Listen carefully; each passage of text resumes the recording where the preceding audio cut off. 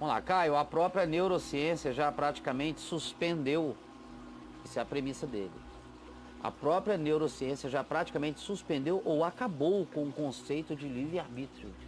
E tem provado com diversos estudos atuais de que o mesmo não existe. Na Veja, por exemplo... Ele está provando na Veja, aí ele vai para a Veja. Cita experimentos. Pois é, para a Veja, olha só o nível de cientificidade. Na Veja, por exemplo, eu vi isso aí, é com rato. Patrick Haggard, pesquisador lá. Rato e, no máximo, símios. E que aí você condiciona, Pavlov, não tem nada que Pavlov não tenha dito. Ele fala que o sentimento de querer algo acontece depois de uma atividade elétrica no cérebro e não antes. Pois é, ele está, ele está reduzindo o ser humano a um ser skinniano, de Skinner. Skinner. Skinner. Que é um cara, é o ente solar, é a máquina solar. A máquina solar existe. A máquina orgânico solar existe, mas o ser humano é muito mais do que isso. O Evangelho, por exemplo, é contraintuitivo. O fluxo da natureza, a evolução darwiniana, que é aquilo que a neurociência estuda, a neurociência só pode estudar até aqui aquilo que ela consegue experimentar. Sobretudo no experimento animal. Agora vem o Novo Testamento e diz que eu sou animal, mas que além do animal eu tenho também uma psique, uma alma criativa, e que para além disso eu sou um espírito que pode ser vivificado para viver contra o fluxo até orgânico e animal. Sei. Só um ser espiritual jejua, tendo comida diante de si, por uma decisão superior. Onde é que entra a neurociência aí, meu garoto? Já saiu do teto dela. Já saiu do teto dela, ela não alcança, garoto, ela não alcança. Ela está lidando com máquinas solares, com bonecos orgânicos, com respostas condicionadas. Mas ela não consegue entender por que uma pessoa, uma alma, é capaz de ficar tão fissurada numa outra alma humana que a trata tão mal. Os animais não são assim. Se você trata mal um animal, não recompensa o animal, ele foge de ti. Agora, a alma patologizada dos humanos é capaz de se apaixonar pelo sequestrador. Então, garoto, vamos deixar a neurociência nesse nível, da Veja. Isso. Porque tem outros níveis infinitamente mais profundos, que estão para além do ser humano mamífero. Isso aí, a neurociência está lidando com o mamífero humano, com o Homo sapiens. E ainda nem com o Homo sapiens. Está lidando com uma suposta simulação orgânica do homem em ratos, em animais, que não vivem a transcendência do humano que a gente experimenta. Então, eu existo contra essas leis. Se eu fosse seguir essas leis da neurociência em relação ao conceito de recorrência comportamental animal, eu estaria bilionário, milionário. Eu não daria nada para ninguém, eu teria guardado tudo para mim, eu não quereria saber da necessidade humana. Eu passei a minha vida contra o animal. Por quê? Porque Jesus me pôs acima do animal, acima daquilo que é instintual. Eu vivo a maior parte da minha vida contra o instinto. Porque o instinto é teu, é teu, é teu, toma, toma, toma. Faz xixi no território, marca, marca, marca. E eu nunca vivi assim, eu estou vivendo para além do animal a minha vida inteira, assim espero, morrer para além do animal. E pratico aquilo que é totalmente contra-animal, contra-intuitivo. Nenhum animal é capaz de amar o seu perseguidor e orar pelos que o perseguem. É contra-intuitivo. Ele não dá a outra face. Não dá outra face jamais. Não diz, eu te perdoo. Não tem. É totalmente contra-intuitivo. Agora não, por favor, não. Vamos deixar a neurociência no âmbito da neurociência, e eu amo estudar neurociência, sei do significado científico, não através da Veja, mas através da ciência, da neurociência. Há anos que eu venho me interessando por isso, há pelo menos 25 anos eu venho lendo sobre neurociência. Quando a neurociência foi antes, há 30 anos atrás, quando eu comecei a ver a quantidade de coisas que a neurociência estava acessando, eu vi que o futuro teria na neurociência uma das manifestações mais espetaculares, mas sobre neurociência.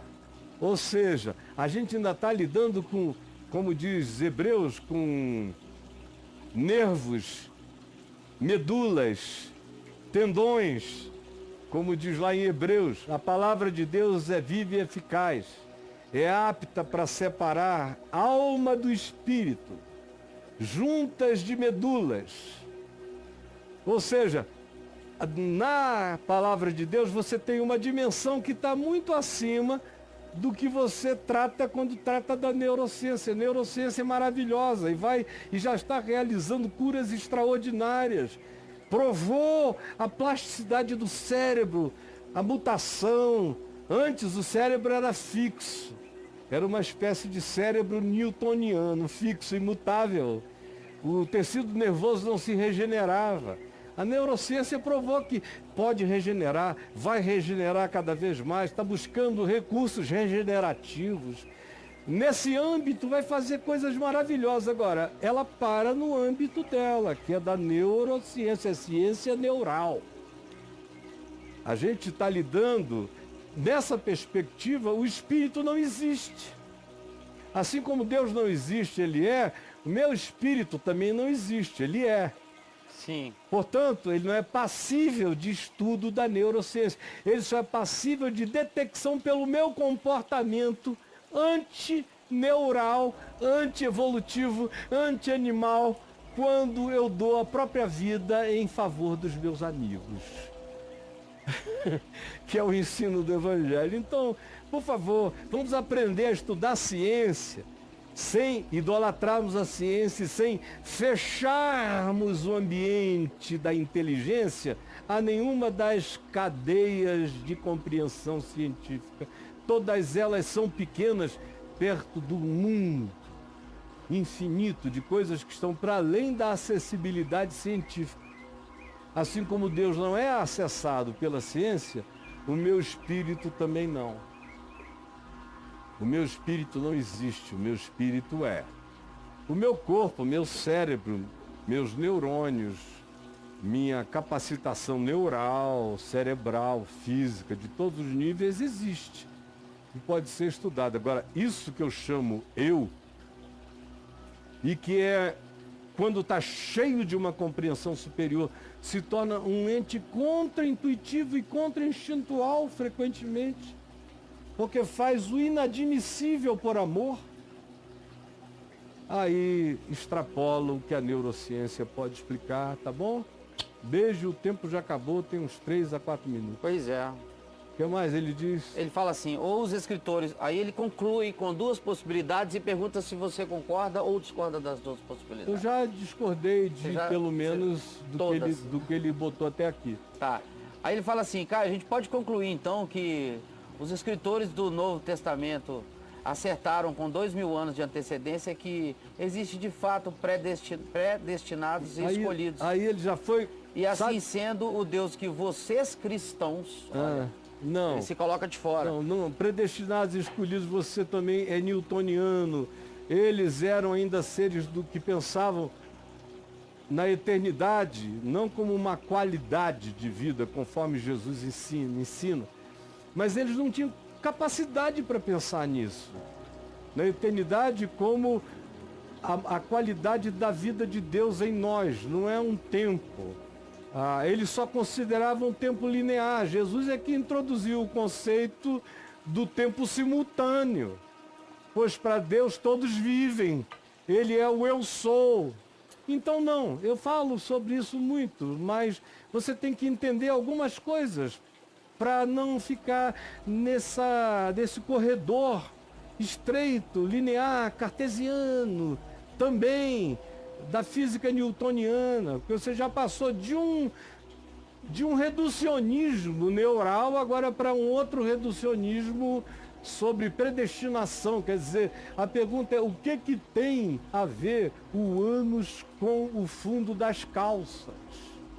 Ele tá querendo... Qual o nexo? Ele está querendo dizer que se a gente já pensou antes de pensar, não tem livre-arbítrio, então nós somos todos predestinados. Não, claro que não. Aí que ele tá. Eu tenho livre-arbítrio e sou responsável. Agora, o meu livre-arbítrio absoluto, não só quem tem livre-arbítrio absoluto é Deus. O meu é relativo, é condicionado, é limitado, mas é meu. E eu sou responsável, apesar de tudo isso, por aquilo que eu escolho. Simples assim, não venha tentar transferir para nenhuma ciência, para nenhuma teologia, para nada. Você vai responder pelo que você escolhe, meu filho. Deixa Deus ser Deus. Você não aprendeu ainda a ser homem e fica querendo saber como é ser Deus? É muita, não vou nem dizer o quê. E aí? Pois é, assim sendo, o Deus que vocês cristãos pregam não passaria nem perto de ser amor ou de ser alguém amável, para dizer o mínimo. Ou estamos de fato, a segunda opção, em uma matrix, em uma simulação, em um sistema que não compreendemos ainda e todos os nossos atos são escolhidos por um computador, uma máquina que nos comandaria. Aí nada que um Caio, suicídio não resolva. Qual das duas, ou você inventaria outra opção? Não invento nada, eu sei qual é a verdade. E para você, se eu tivesse essa dúvida, eu me entregaria ao instinto. Mas é porque eu sei que eu não sou só instinto, eu sei que eu sou consciência. Eu sei que eu sou uma consciência livre, embora relativa na sua percepção de liberdade. Eu sei que eu escolho todo dia contra qualquer que seja a matrix. Eu seria um problema para essa matrix do jogo, do game universal, que não é nada novo, é uma teoria que surgiu com a digitalidade. Ela não poderia ter nascido antes do game. Ela é só uma projeção do game humano, essa teoria. Então tudo isso é coisa de quem está ainda preso entre o animal e o digital. É onde ele está.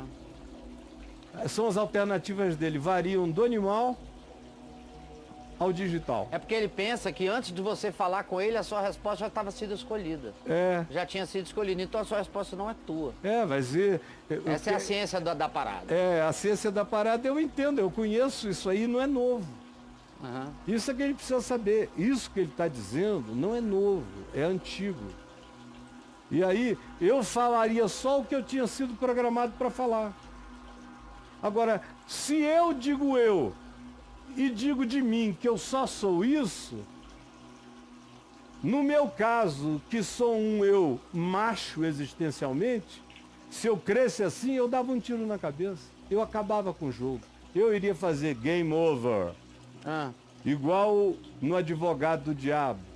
O que no Rivers faz pro pai Satanás, pro Al Pacino. Sim. Livre-arbítrio, livre-arbítrio. Então, game over. Pá! Aí, mano, vocês brincam disso. Se eu, um cara como eu, cresce nisso, game over. É acabar. Se isso fosse de fato algo que eu cresço, eu dava um tiro na cabeça, só para brincar com quem tá jogando acima de mim. Já que não tem, né? Lá enfia no teu rabo cósmico, seu idiota. É isso aí. Game over.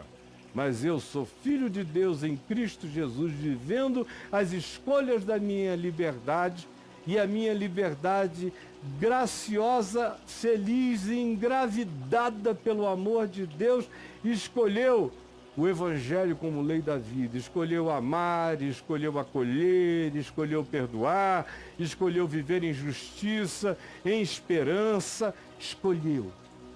Contra o instinto, contra a intuitividade natural, eu escolhi acima do que possa ser neural ou do que possa ser uma matrix, porque no meu caso, A Matrix sabe que não daria para brincar comigo disso, porque se eu tivesse um mínimo de fé nessa possibilidade, o meu game seria feito over por mim mesmo.